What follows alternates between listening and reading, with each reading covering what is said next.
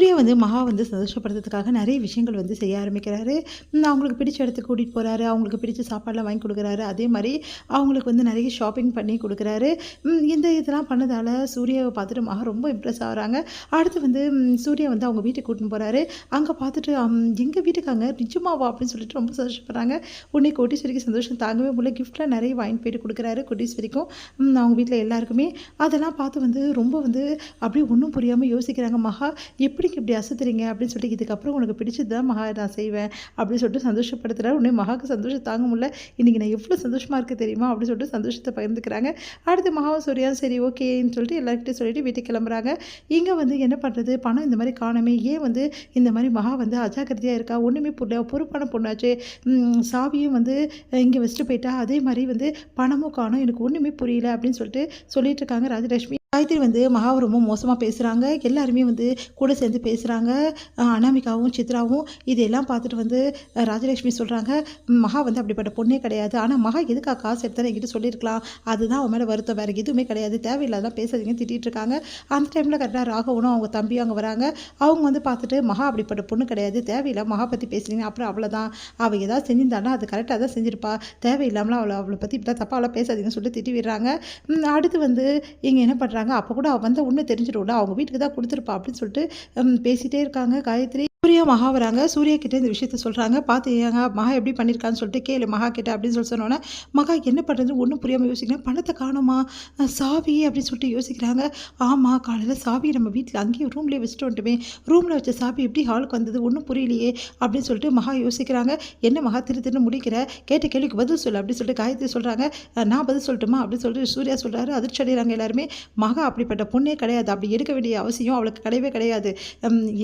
என்னோட ரூமில் எவ்வளோ காசு வச்சுருங்க தெரியுமா, அவள் எவ்வளோ வேணாலும் எடுத்துருக்கலாம், ஆனால் இது வரைக்கும் அவள் எதுவுமே எடுத்ததே கிடையாது. அது மட்டும் இல்லை, அவங்க அம்மா வீட்டுக்கும் அவள் வந்து இந்த வீட்டிலேருந்து எந்த பொருளும் எடுத்துகிட்டு கொடுக்க மாட்டா, அவள் சம்பாரிச்சு தான் எதுவாக இருந்தாலும் கொடுப்பா. தேவையில்லாமலாம் பண்ணிட்டு இருந்தீங்கன்னா பேசிட்டு இருந்தீங்கன்னா நல்லா இருக்காது. அதுவும் அவளை திருடின்னு எப்படி சொல்வீங்க, நீங்கள் எவ்வளோ தைரியமாக இருந்தால் என் பொண்டாட்டியை பற்றி அப்படி சொல்வீங்க அப்படின்னு சொல்லிட்டு செம்மையாக டென்ஷன் ஆகிறாரு. காயத்ரியை பார்த்து என்னப்பா என்ன ஏற்று பேசுறியா, சித்தி ஏற்று பேசுறியா அப்படின்னா, யார் தப்பு செஞ்சாலும் தப்பு தான் சித்தி, நீங்கள் மகா பற்றி இப்படியே பேசுறது எனக்கு கொஞ்சம் கூட பிடிக்கல அப்படின்றாரு. பார்த்தீங்களாக்கா எப்படி மாற்றான்னு சூர்யா அப்படின்னு சொல்லிட்டு காயத்ரி வந்து அப்படியே டென்ஷன் ஆகிடுறாங்க. அடுத்து வந்து மகா இந்த பிரச்சனைக்கெல்லாம் காரணம் நீ தான், வாயை திறக்காமல் இருந்தால் எப்படி, நீ வாயை திறந்து சொல்லிட்டேன்னா எந்த பிரச்சனையும் இல்லைல்ல, நீ அந்த காசை எதுக்கு எடுத்துன்னு மட்டும் சொல்லு, நீ எடுத்துட்டேன்னு நான் சொல்ல வரேன், ஆனால் என்கிட்ட கேட்காம எடுத்தது தான் தப்பு, அதனால் நீ என்கிட்ட ஒரு வார்த்தை சொல்லிட்டு எடுத்துருக்கலாம்ல அப்படின்னு கேட்குறாங்க ராஜலட்சுமி. அத்தை அது வந்து சொல்ல வராங்க மகா. உடனே வந்து மகா சொல்லியிருக்க வேண்டியதானே அப்படின்னு சொல்லிட்டு ஐஸ்வர்யா வராங்க. ஐஸ்வர்யா பார்த்து எல்லாம் அதிர்ச்சி அடைகிறாங்க. ஐஸ்வர்யா வந்து ஷாப்பிங் போயிட்டு நிறைய பொருளெல்லாம் வாங்கிட்டு வந்திருக்காங்க. அதெல்லாம் பார்த்துட்டு அப்படியே வந்து எல்லாரும் எங்கே போயிருந்தேன் ஐஸ்வர்யா, நான் ஷாப்பிங் போயிட்டு வந்தேன் அப்படின்றாங்க. சரி என்ன பிரச்சனை இங்கே, மகா என்கிட்ட காசு இருந்தால் கொடுத்துட்டு தானே போனேன், நீ அதை அவங்கக்கிட்ட சொல்ல வேண்டியதானே, மகா தான் என்கிட்ட சாவியும் காசையும் கொடுத்துட்டு போனா, இந்த மாதிரி யாருக்காவது ஏதாவது அவசரமாக இருந்தால் அவங்களுக்கு எடுத்து கொடுன்னு சொன்னா அப்படின்னு ஒன்று எல்லாம் அதிர்ச்சி அடைகிறாங்க. நீ என்ன சொல்கிற, நீ சொல்கிறதெல்லாம் உண்மை கிடையாது, பொய் அப்படின்றாங்க.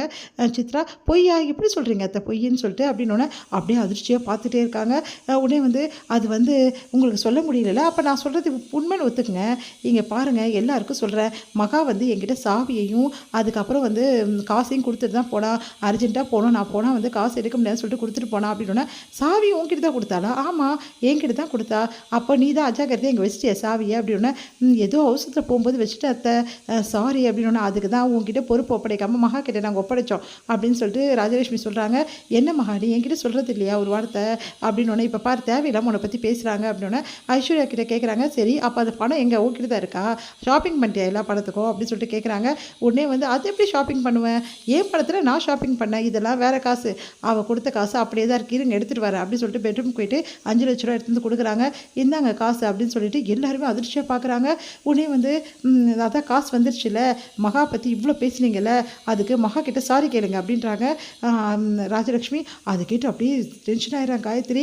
உடனே வந்து அதெல்லாம் நான் கேட்க முடியாது அப்படின்னு சொல்லிட்டு போகிறாங்க. உடனே வந்து சரி விடு மகா, இதுக்கப்புறம் வந்து என்கிட்ட சொல்லிவிடுமா எதுவாக இருந்தாலும், ஐஸ்வர்யா பாரு கொஞ்சம் அஜாக்கிரதையாக இருந்தாலும் எவ்வளோ பிரச்சனை ஆயிடுச்சுன்னு சொல்லிட்டு அப்படின்னு சொல்லிட்டு போகிறாங்க. ஒன்றுமே புரியாம மகா யோசிக்கிறாங்க. எப்படி காசு எடுத்து குத்தா அப்படின்னு சொல்லிட்டு சித்ரா யோசிச்சு போய்ட்டு பீரோவை செக் பண்ணுறாங்க. பார்த்தா காணோம், அழுகுறாங்க.